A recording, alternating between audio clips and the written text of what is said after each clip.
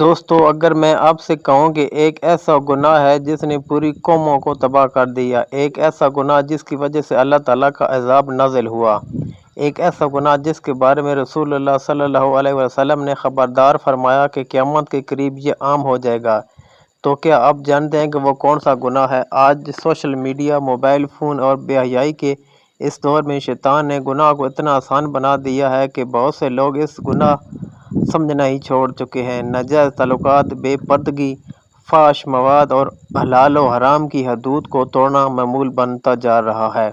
نبی کریم صلی اللہ علیہ وسلم نے فرمایا کہ قیامت کی نشانیوں میں سے ایک یہ بھی ہے کہ زنا عام ہو جائے گا، لیکن سوال یہ ہے کہ زنا صرف ناجائز تعلق کا نام ہے یا اس کی اور بھی صورتیں ہیں؟ کون سے اعمال انسان کو اس گناہ کی طرف لے جاتے ہیں؟ اور اگر کوئی اس گناہ میں مبتلا ہو چکا ہو تو کیا اس کے لیے توبہ کا دروازہ کھلا ہے؟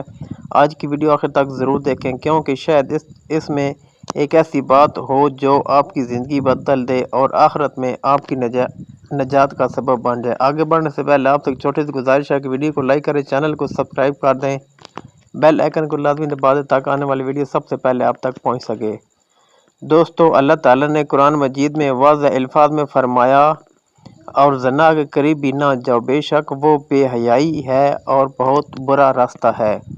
ذرا غور کیجیے، اللہ تعالیٰ نے صرف زنا نہ کرو نہیں فرمایا، بلکہ فرمایا زنا کے قریب بھی نہ جاؤ، یعنی ہر وہ راستہ، ہر وہ چیز، ہر وہ عمل جو انسان کو اس گناہ تک پہنچا دے، اس سے بھی بچنے کا حکم دیا گیا ہے۔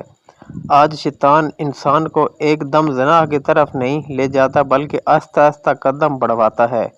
پہلے ناجائز نظر، پھر فضول باتیں، پھر بے پردگی، پھر غیر محرم سے بے تکلفی، پھر تنہائی اور آخرکار وہ انسان اس گناہ میں مبتلا ہو جاتا ہے۔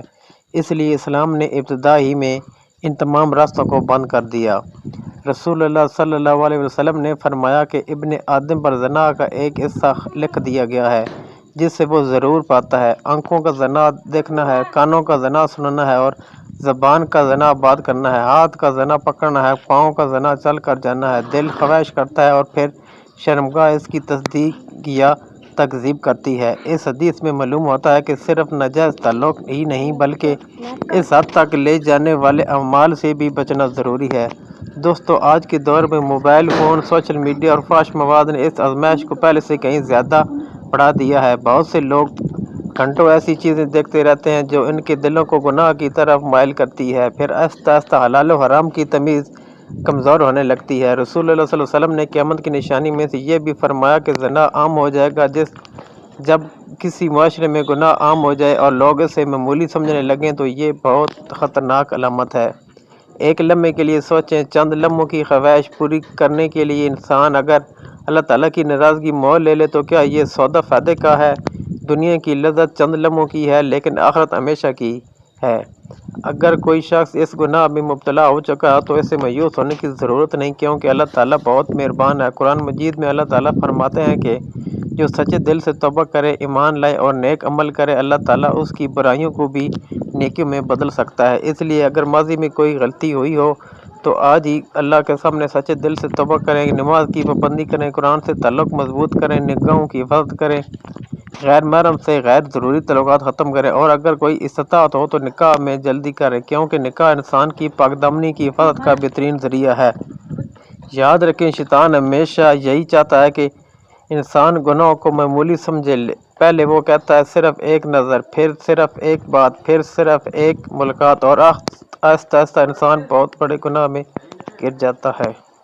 اس لیے عقل مند وہ ہے جو گناہ کے دروازے تک پہنچنے سے پہلے ہی رک جائے۔ آخر میں آپ سے ایک سوال پوچھنا چاہتا ہوں کہ اگر اللہ تعالیٰ ہمیں مہلت دے رہا ہے، سانسیں دے رہا ہے اور توبہ کا موقع دے رہا ہے تو کیا ہمیں یہ موقع ضائع کر دینا چاہیے یا پھر آج ہی اپنے رب کی طرف لوٹ جانا چاہیے؟ آئیے آج ایک عہد کریں کہ ہم اپنی نگاہوں کی حفاظت کریں گے، اپنی عزت کی حفاظت کریں گے، اپنے گھر اور اپنے نسلوں کی حفاظت کریں گے، اور اس چیز سے دور رہیں گے جو ہمیں اللہ تعالیٰ کی طرف نافرمانی کی طرف لے جائے۔ اللہ تعالیٰ ہم سب کی ہر قسم کی بے حیائی اور زنا جیسے کبیرہ گناہ سے محفوظ فرمائے، ہمارے دلوں کو پاکیزہ بنائے اور ہمیں حلال اور پاکیزہ زندگی گزارنے کی توفیق عطا فرمائے۔ آمین ثم آمین۔ اگر ویڈیو پسند آئے تو ویڈیو کو لائک کر دیں، چینل کو سبسکرائب کر دیں شکریہ، اللہ حافظ۔